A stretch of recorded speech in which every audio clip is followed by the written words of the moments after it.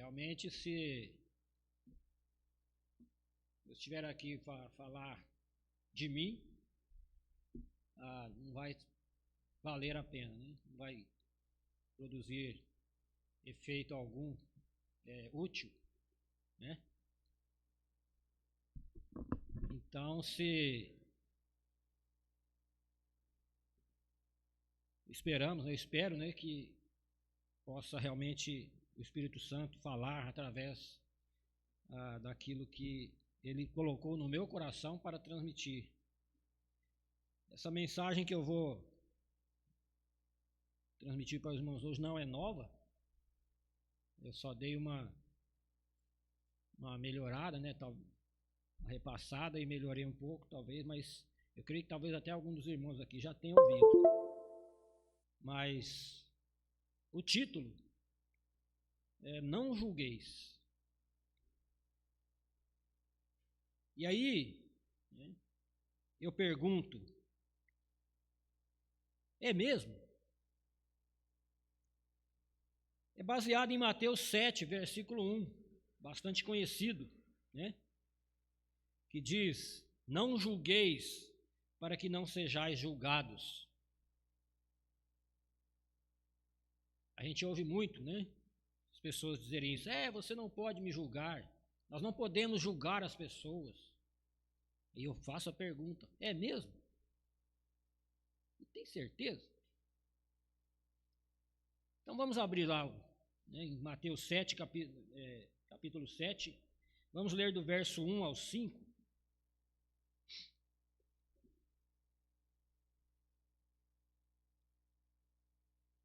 E vamos tentar entender, né, o que realmente Cristo quis dizer com isso.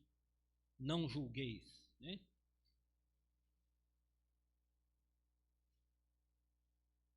Então, Mateus capítulo 7, versos de 1 a 5, diz o seguinte: não julgueis, para que não sejais julgados, porque com o juízo com que julgardes, sereis julgados, e com a medida com que tiverdes medido, vos hão de medir a vós. E por que reparas tu no argueiro que está no olho do teu irmão, e não vês a trave que está no teu olho?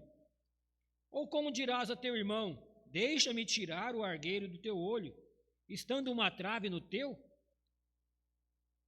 Hipócrita, tira primeiro a trave do teu olho, e então cuidarás em tirar o argueiro do olho do teu irmão.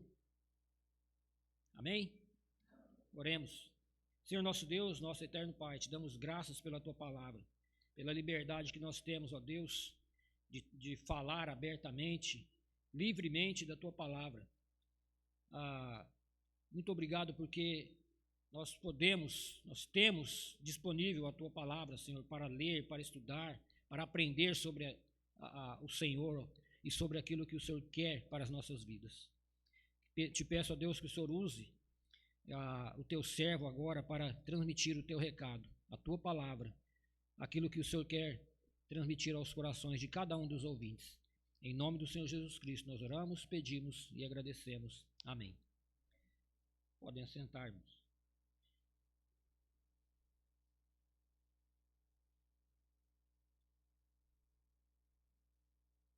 Então eu faço aqui a pergunta, né? Quem concorda, afinal, com esta afirmação? Você concorda que nós não podemos julgar as pessoas? Que eu não posso julgar o meu irmão, não posso julgar o irmão Edilson, não posso julgar o irmão Marcos, não posso julgar a irmã Lília. Não posso julgar as pessoas lá fora, os incrédulos. Nós vamos ver que o que Cristo quis dizer aqui com essas palavras não é isso. Ou pelo menos não é bem assim.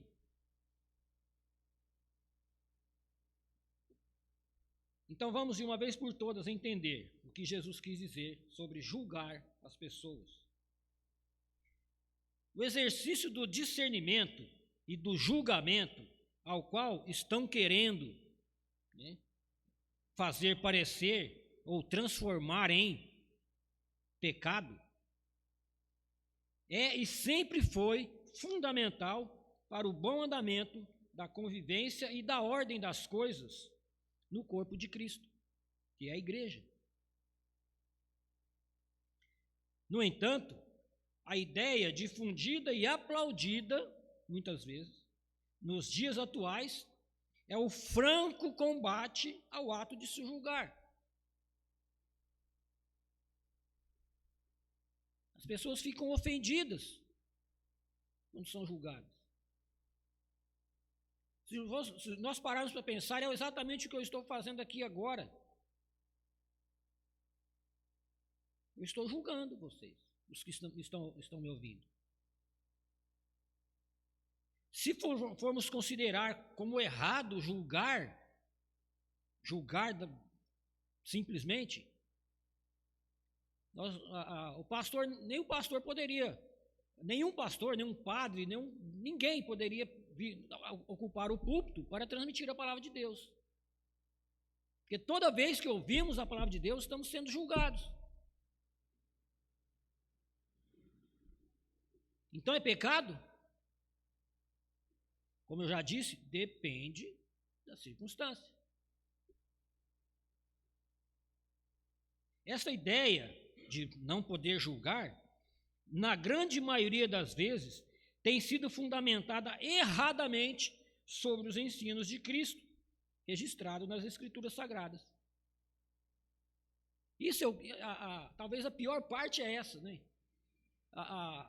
As pessoas baseiam esses falsos ensinos na própria Bíblia. Mas aí vem a questão também. Por que isso? Porque não estudam, pega só um trecho, só uma parte, às vezes só uma parte de um versículo. Muitas vezes nem o versículo todo as pessoas leem. Quanto menos ver o contexto, ver o resto todo da Bíblia, como o pastor Marcos tem pregado aqui, quase nas últimas pregações, que tudo que nós formos estudar, nós temos que ver se está de acordo com o resto da Bíblia toda. Como eu já disse também, é claro que julgar indiscriminadamente e levianamente não é certo. Não é certo. E Cristo condena isso. O julgar indiscriminadamente, levianamente. E ele condena de forma categórica tal atitude. Isso é óbvio. E nós, como seres humanos falhos, temos de nos policiar o tempo todo, pois para nós é natural criticar e denegrir, ou seja, julgar os outros com muito mais facilidade do que nós mesmos. Esta atitude de criticar e denegrir é desprezível e quem age assim é chamado pelo próprio Cristo de hipócrita. O julgamento hipócrita é feito por aqueles que não têm autoridade alguma para julgar o assunto que estiver em questão. Ou seja, Cristo deixa bem claro lá no texto que nós lemos: tira primeiro o argueiro que está, a trave que está no teu olho. Então, se você vai julgar um irmão, vamos pôr um exemplo. Eu percebo que um irmão,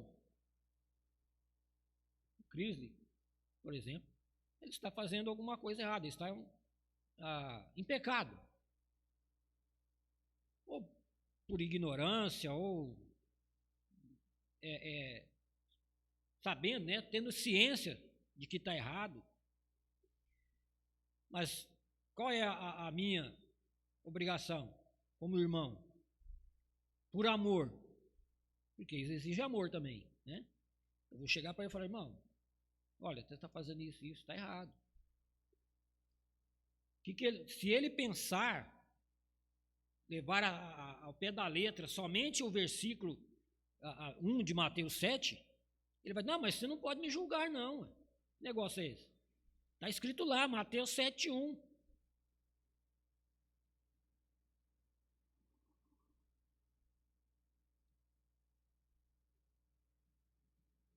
Para eu poder julgá-lo, nesse caso, desta forma, apontar o erro dele, isso é julgar, eu tenho que estar em situação favorável, ou seja, eu não posso estar no mesmo erro dele. Pode haver outros erros, pode haver outras coisas na minha vida que não estão certas, alguma outra coisa ou até mais coisas. Mas naquela questão, eu não posso estar cometendo o mesmo erro. Da mesma forma, ele, se vir um erro na minha vida, ele na verdade, ele tem a obrigação de chegar em mim e falar: irmão Josmar, você está fazendo isso aí, está errado. A Bíblia diz assim, assim, assim. Não pode.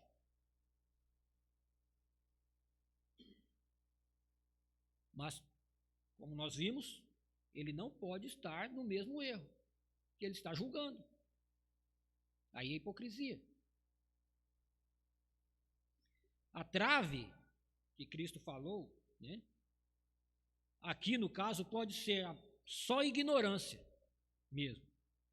Mas, muitas vezes, é pecado mesmo. Né? É pecado mesmo. E ainda podem ser os dois. Notem que Cristo diz: tire a trave do teu olho para que então esteja apto para tirar o cisco, o argueiro do olho do teu irmão. Então, se você tem um problema, ou o mesmo problema que ele, ou às vezes o mesmo problema e ainda maior, às vezes, né? Você tem que resolver o seu problema primeiro, para depois ir falar com ele.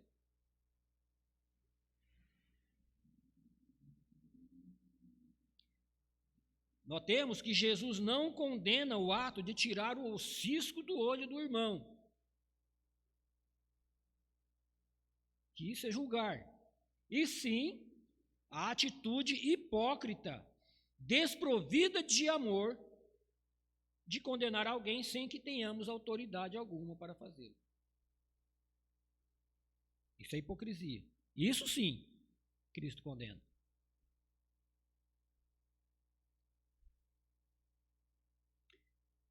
O julgamento cristão nunca deve ser desprovido de compaixão e amor por aquele que está sendo julgado.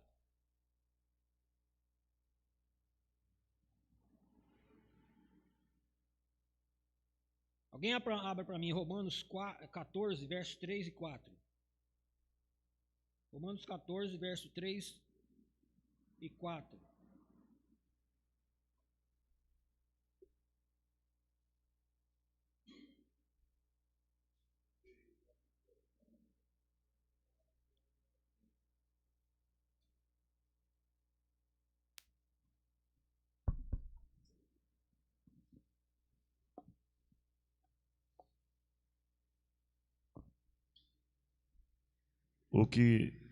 Romanos 14, 3 e 4. Isso.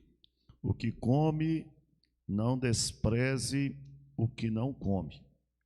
E o que não come, não julgue o que come, porque Deus o recebeu por seu. Quem és tu que julgas o servo alheio? Para seu próprio Senhor, ele está em pé ou cai, mas estará firme, porque poderoso é Deus para o firmar. Verso 10 também, por favor.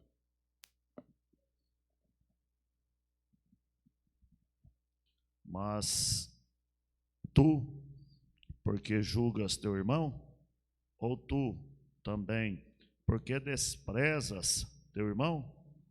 Pois todos havemos de comparecer ante o tribunal de Cristo.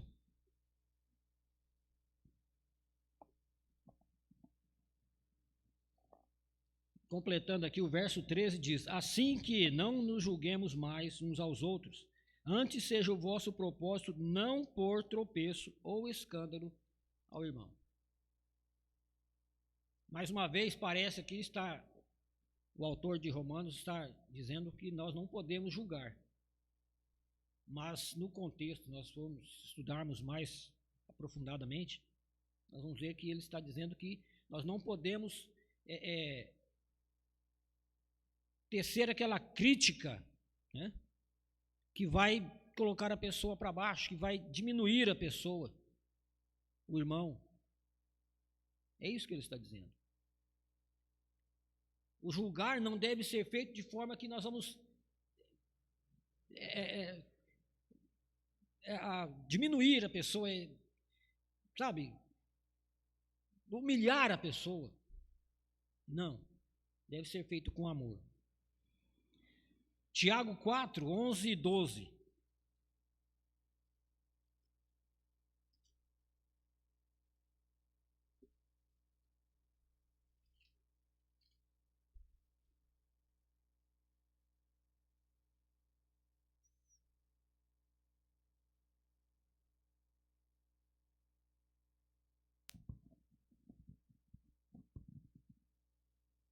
Irmãos, não faleis mal uns dos outros. Quem fala mal de um irmão e julga seu irmão, fala mal da lei e julga a lei. E se tu julgas a lei, já não és observador, já não és observador da lei, mas juiz. Há um só legislador que pode salvar e destruir. Tu, porém, quem és que julgas a outrem? Então, aquele julgamento, né, que vai humilhar a pessoa, que vai fazer com que a pessoa se sinta diminuída. O que vai acontecer? A pessoa, o mais provável, o mais fácil, é a pessoa se afastar mais ainda de Deus. Ela vai se sentir tão humilhada, tão diminuída, que ela vai provavelmente, corre o risco, né, de se afastar mais ainda de Deus. Essa não é a forma correta de julgar. O próprio Deus corrige a quem Ele ama e castiga a quem Ele aceita como filho. Hebreus 12, 7. Aliás, 6 e 7. Hebreus 12, versos 6 e 7.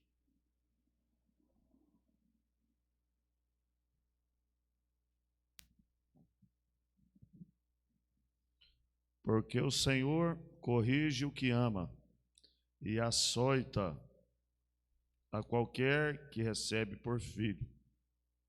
Qual que é o outro? 7.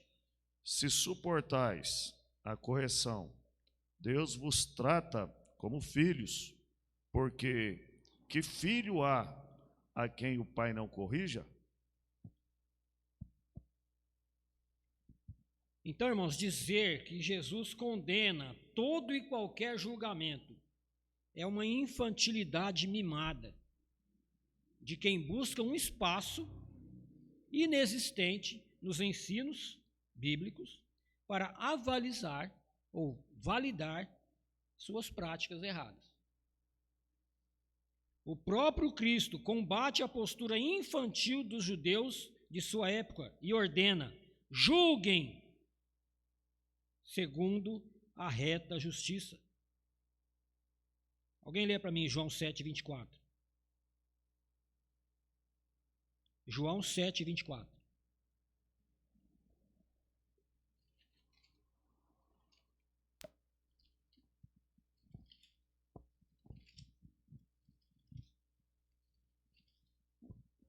Não julgueis segundo a aparência, mas julgai segundo a reta justiça. Quem está falando aqui? Quem disse essas palavras? O próprio Jesus Cristo. Então aqui, agora, peraí.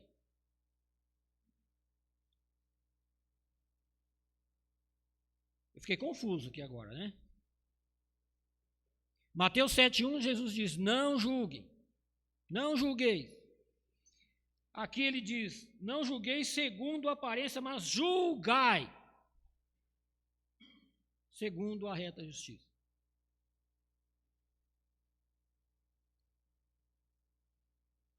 E agora? A questão é, como eu já disse, e como já ficou bem claro, quando Cristo disse lá em Mateus 7,1, não julgueis, ele não quis dizer que não julgueis de forma alguma.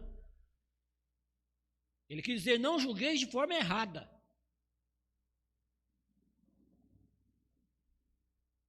Porque aqui ele deixa bem claro, não julgueis segundo a aparência, ou seja, de forma errada, mas julgai segundo a justiça, a reta justiça. Ou seja, se você não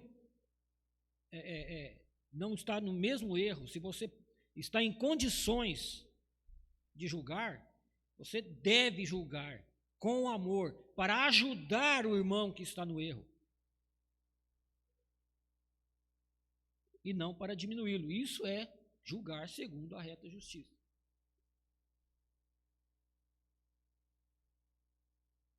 O mesmo Jesus que lá em Mateus 7,1 diz, não julgueis, agora ele diz, julgai segundo a reta justiça.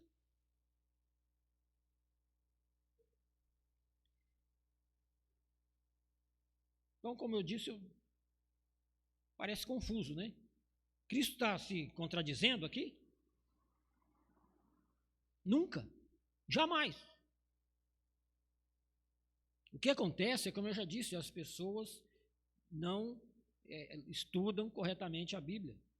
Pegam pequenos trechos, separam do todo e formam suas ideias, tiram suas conclusões.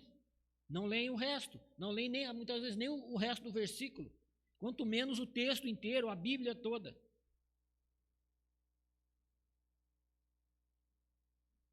Então está Cristo se contradizendo ou somos nós que não estamos entendendo?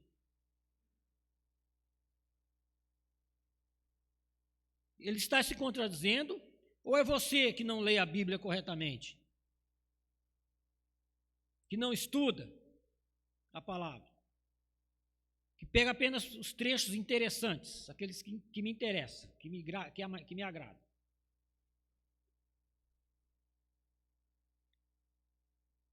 Está Cristo se contradizendo ou somos nós que não estamos entendendo? Eu fico com a última resposta.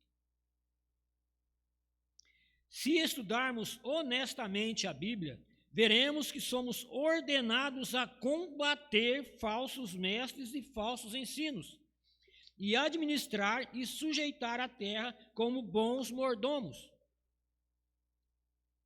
Para isso é preciso julgar. É preciso fazer julgamentos. Isso está certo, isso está errado. Isso é bom, isso é ruim. Essa companhia serve e essa companhia não serve.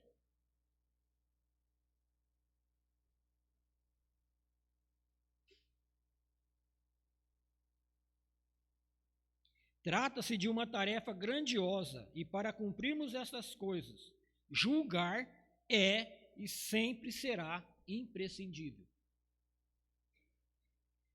Com esse discurso politicamente correto de não julgueis, estamos barateando o sacrifício de Jesus Cristo na cruz do Calvário, como se todo o seu sofrimento e morte fossem o passe livre que precisávamos para viver uma vida promíscua, fora da vontade de Deus, e despreocupada com a santidade. Algumas vezes, honestamente, quando eu ouço alguém dizer isso, para mim o que ela está querendo dizer é: deixe-me pecar em paz.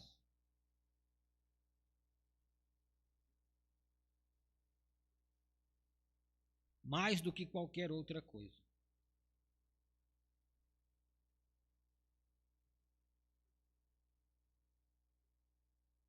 Em Hebreus 13, 22,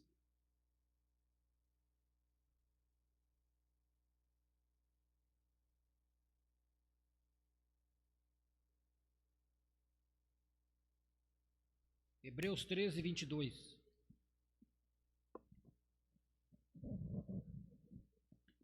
Rogo-vos, porém, irmãos, que suporteis a palavra dessa exortação, porque abreviadamente vos escrevi. Paulo, né? Ou o autor de Hebreus, nos exorta a suportar o julgamento.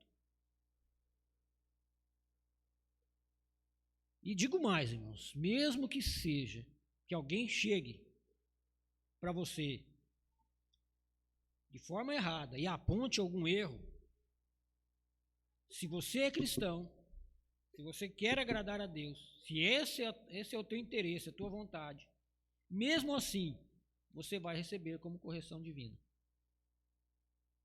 Você não vai se importar com a vida da pessoa, por mais errada que seja. Você vai pôr a mão na consciência, né? E vai dizer, olha, realmente eu estou errado. Mesmo que aquela pessoa não seja a mais adequada para me lembrar disso, para me apontar o meu erro. Mas ela apontou o meu erro. Simples assim. Se ela está errada, é problema dela. Eu vou consertar o meu.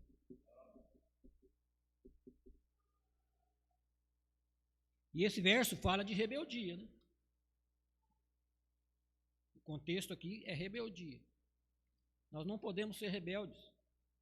Quando Deus corrige, Ele pode usar até, como eu já disse, alguém que não está apto para isso. Às vezes não tem mais uma pessoa ali na hora que possa fazê-lo. Deus vai usar quem tiver disponível. Se você falar, não vou aceitar porque você está tão errado quanto eu. É rebeldia da sua parte. Pior ainda se for alguém que está apto para isso, né? E nos lembremos sempre dessa frase. Quanto ao verso 1 do capítulo 7 de Mateus, um texto fora do contexto é um pretexto. Como eu disse, quando alguém diz não julgueis, ou você não pode me julgar, para mim isso é mais um simples me deixe pecar em paz. Ou seja, é um pretexto. Quanto a mim, qualquer um pode me julgar. Eu faço questão, eu vou ficar agradecido. Qualquer um, se vir alguma coisa errada na minha vida, por favor, me aponte o meu erro. 2 Coríntios capítulo 13, verso 5.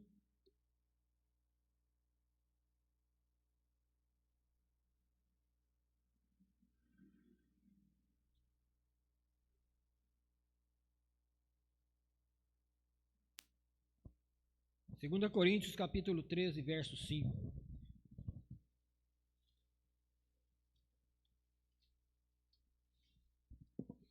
Examinai-vos a vós mesmos, e se permaneceis na fé, provai-vos a vós mesmos.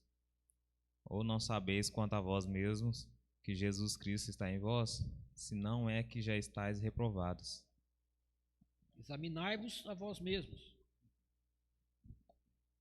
Antes de julgar, antes de apontar o erro de outros, o ideal é que você se examine a si próprio.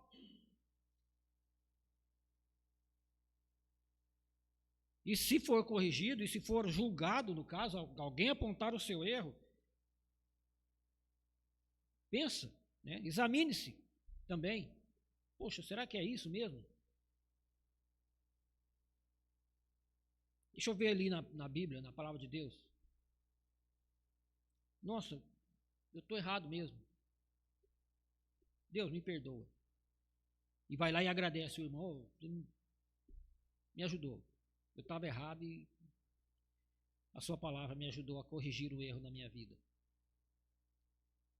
Se é que você já não está reprovado, né? Como diz a palavra.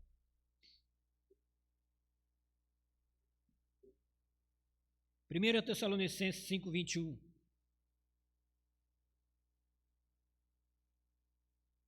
Isso todo mundo sabe de cor, né? Examinai tudo. Completa? Retende o bem. Você foi julgado, alguém apontou algum erro na sua vida, examina. Retende o que é bom. Não liga para o erro do irmão, se ele está errado, caso ele esteja. Só retende o que é bom. Não, você recebeu uma exortação, recebeu um julgamento, alguém apontou um erro que às vezes você não estava nem sabendo que estava cometendo. Estava na ignorância. Ou se estava sabendo, né? Aí a consciência pesa mais, né? O Espírito Santo toca bem lá na ferida mesmo. Dói. Aí você, puxa, tem que corrigir isso.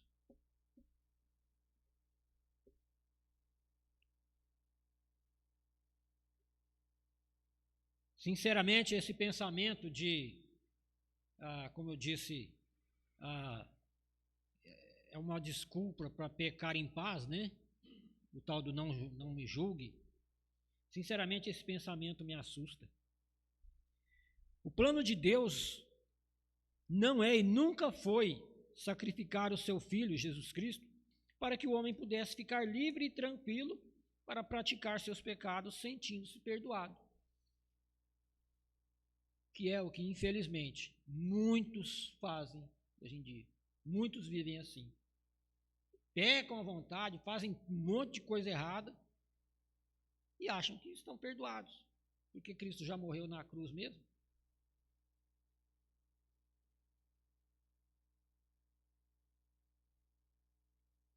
Então isso não é o plano de Deus, não mesmo. Mas Deus penalizou-se a si mesmo, matando o seu filho, seu único filho amado, para que pudéssemos, enfim, nos livrar do jugo do pecado. Por mais formoso que possa parecer aos nossos olhos, o pecado é mau e nos afasta de Deus. Parece que estamos tentando arrumar uma desculpa, com esse tal de não julgueis, né? Para trilhar exatamente o caminho oposto. O ser humano é pecador e vai cair sim, vai pecar sim.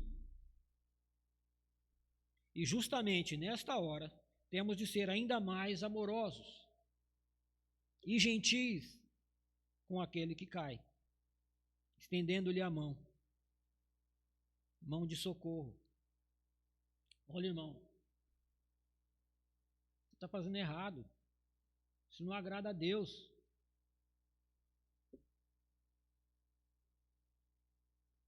Mão de socorro, de perdão e correção. 1 Timóteo 6, 2.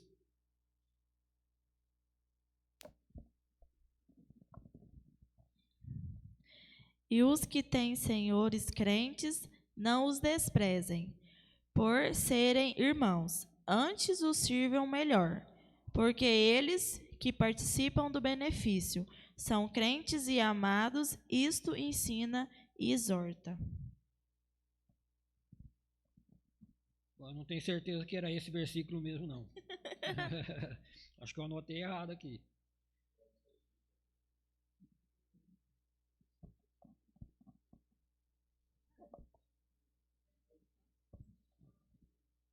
Mas, de qualquer forma, aqui fala sobre desprezar os irmãos, né? No caso aqui, os patrão, né? Senhores. Mas vamos colocar isso aqui no nosso contexto. O pastor, um irmão mais experiente, né? Nós não podemos desprezá-los quando eles nos julgam.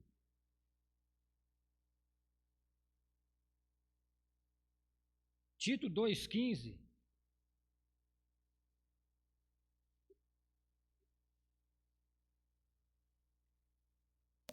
nos exorta a fazer o quê? Fala disto, e exorta e repreende com toda a autoridade. ninguém te despreze. Então aqui nós temos Paulo falando para repreendermos, para julgarmos.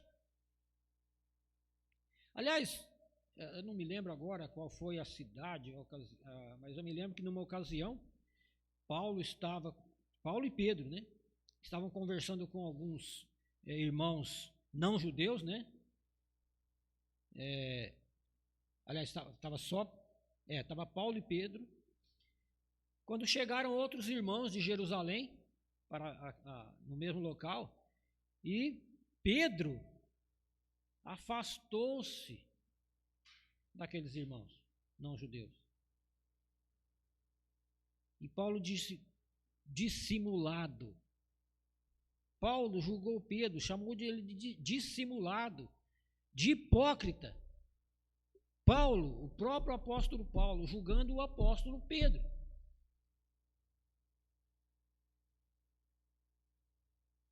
Será que não podemos julgar mesmo?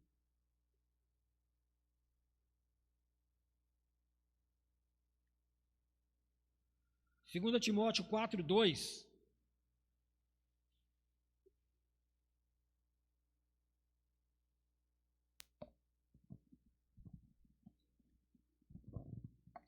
Que pregues a palavras,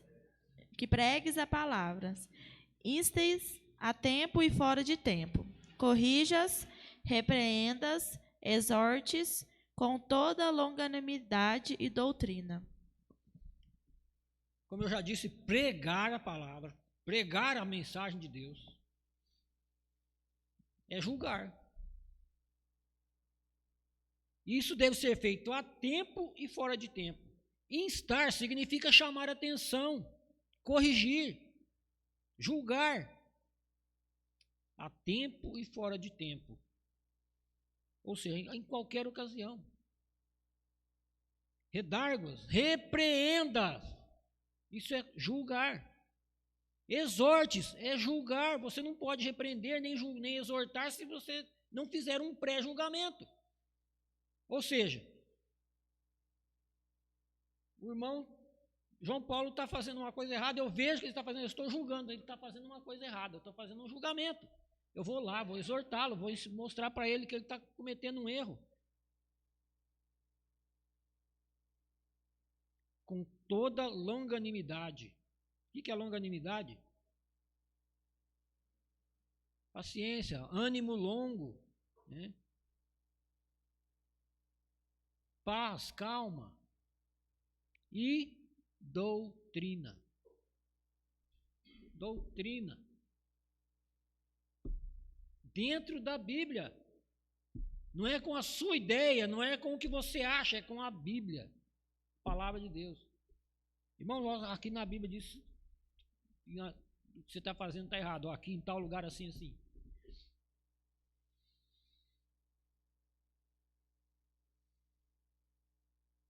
E 2 Pedro 3:1.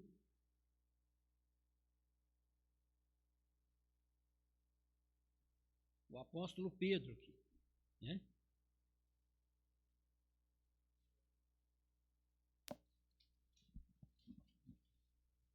Amados, escrevo-vos agora esta segunda carta, em ambas as quais desperto com exortação o vosso ânimo sincero.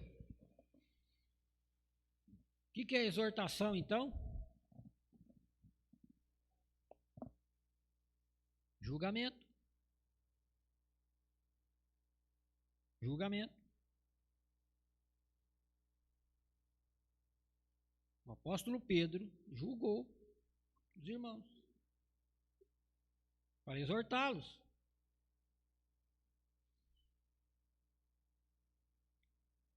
Então a exortação deve ser para ajudar, para animar, para levantar.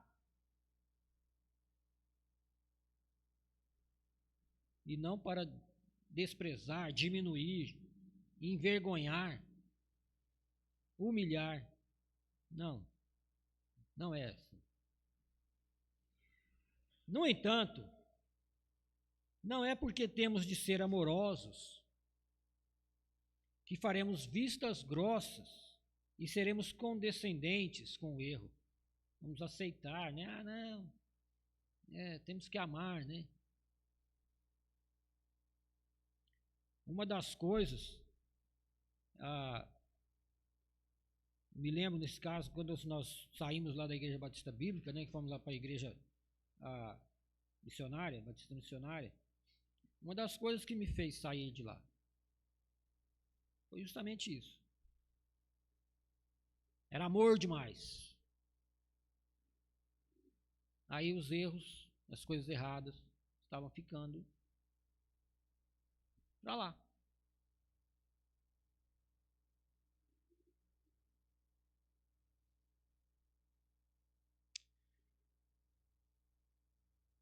Então não é porque nós somos amorosos que vamos fechar os olhos ou fazer de conta que não estamos vendo nada. Mesmo sendo um erro pequeno. Mesmo sendo um erro pequeno. Se você quer saber o quanto o pecado é detestável para Deus, olhe para a cruz. Veja o que ele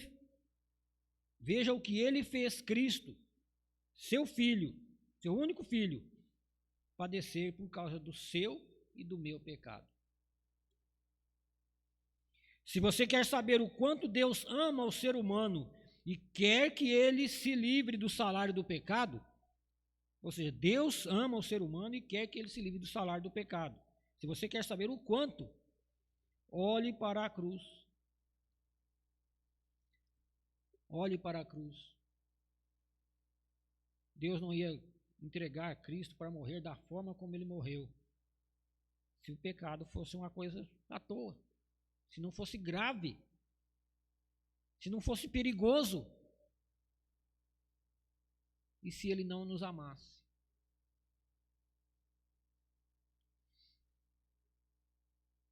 Muitos pregam o evangelho do eu também não condeno. Cristo disse isso, né? Para a prostituta. Eu também não condeno. A mulher que foi pega em adultério, né? Eu também não condeno. Lá em João capítulo 8, verso 11. Mas se esquecem que no mesmo verso ele diz: agora vai e abandone sua vida de pecado. Eu não condeno. Ninguém vai te condenar, então também não te condeno. Mas abandone o pecado. Não é para continuar pecando. No mesmo verso ele diz as duas coisas. João 8:11. Então Jesus perguntou: cadê? Ninguém te condenou? Ele responde: ninguém, Senhor. E disse-lhe Jesus: nem eu também te condeno. Vai-te e não peques mais. Abandona. Eu não te condeno, mas não peca mais.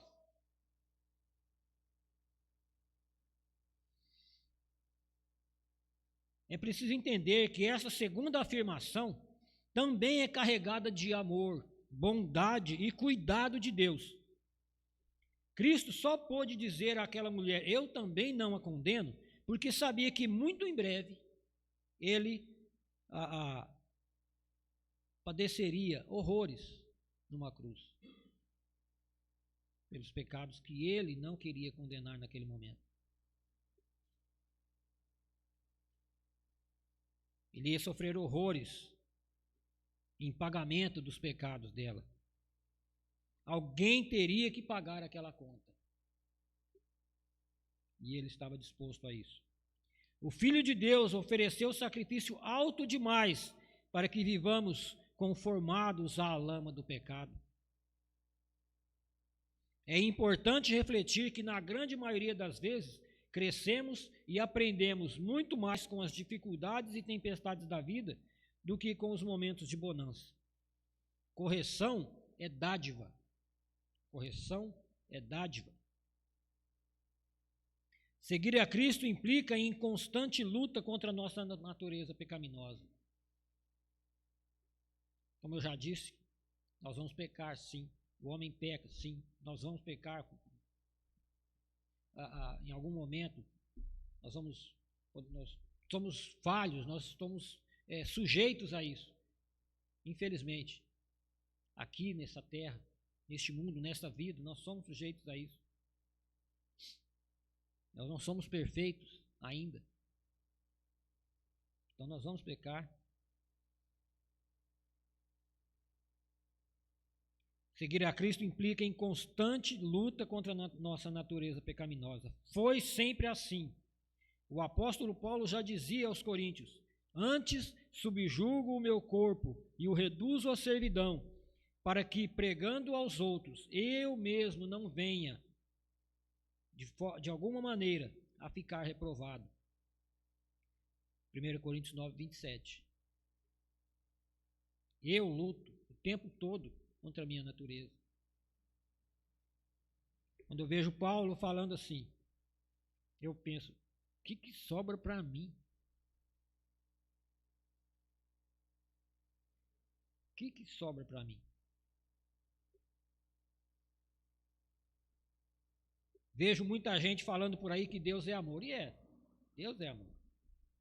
Mas quase ninguém dizendo com a mesma ênfase que ele também é santo.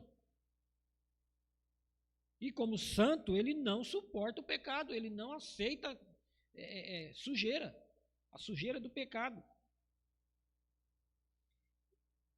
Da mesma forma que ele é amor, ele é santo, do mesmo jeito e na mesma essência. Permitam-me então aqui uma ousadia teológica. Se fôssemos examinar ao longo de toda a Escritura o único atributo de Deus que é repetido 3 vezes, o meu irmão de Anor gosta de falar isso aqui. Qual que é, irmã de Anor?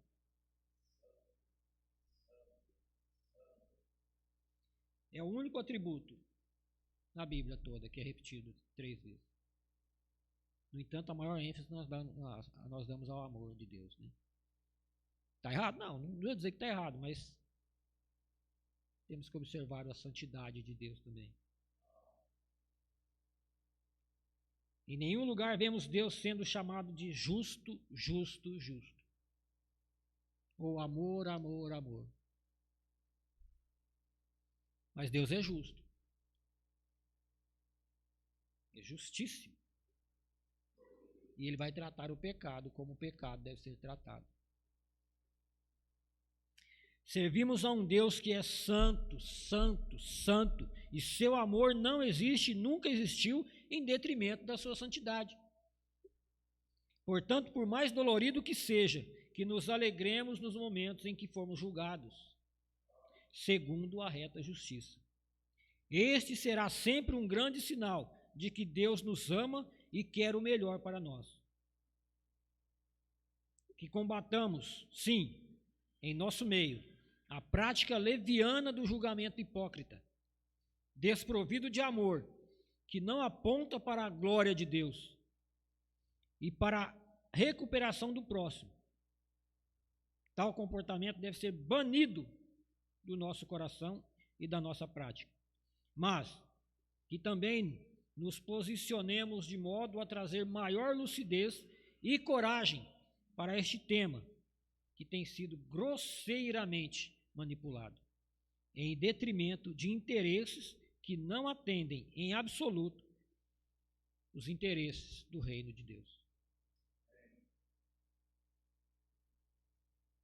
Que não transformemos o evangelho do Cristo bendito, o Salvador bendito, em uma ideologia barata ou numa espiritualidade à la carte, onde cada um se serve daquilo que bem entende e julga ser correto e mais confortável para si. Como eu disse, algumas pessoas, quando leem a Bíblia, só leem as promessas, as partes bonitas. Deus é amor, Deus vai te abençoar, Deus vai te sustentar, Deus vai te engrandecer. Algumas pessoas chegam ao cúmulo de usar essas passagens para como a praga contra seus desafetos. Já viram isso? Eu cansei de ver.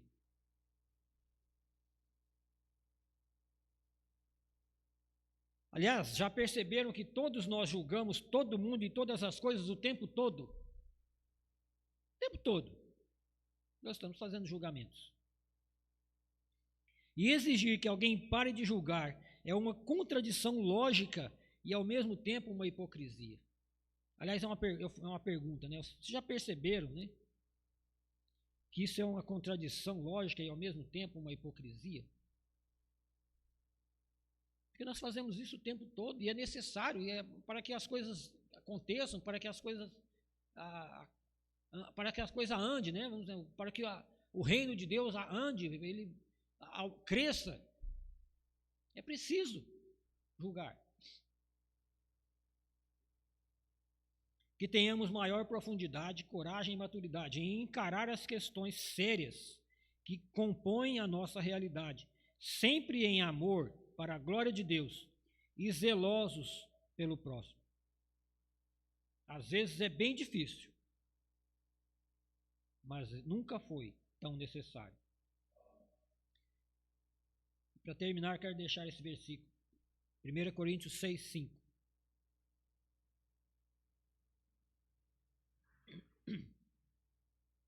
1 Coríntios capítulo 6, verso 5.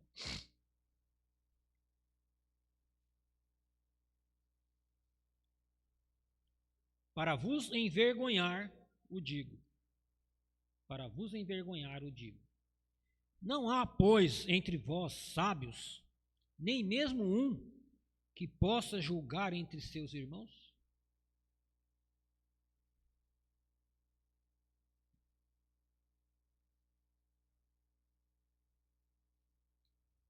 Que Deus nos abençoe.